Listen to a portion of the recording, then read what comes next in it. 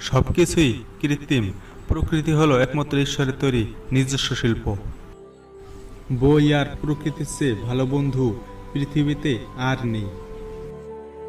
পৃথিবী এবং আকাশ, বন, সমভূমি, হ্রদ ও নদী, পর্বত এবং সমুদ্র, এই সমস্তই হলো সর্বোৎকৃষ্ট শিক্ষক, যা আমাদের উদারতা শিক্ষা দেয়, যেটি কোনো পাঠ্যপুস্তকে লেখা থাকে না। প্রকৃতি বাংময় হয়ে ওঠে বসন্ত ঋতুতে। আসুন সেই আনন্দ আমরা উপভোগ করি। বিভিন্ন মুনি ঋষিরা প্রকৃতি নিয়ে অনেক কথা বলে গেছেন, যেমন প্রকৃতির গভীরে তাকাও, তাহলে তুমি সবকিছু আরো ভালো করে বুঝতে পারবে। আপনি যদি প্রকৃতিকে সত্যি ভালোবাসেন, তবে আপনি সব জায়গায় এর সৌন্দর্য দেখতে পাবেন।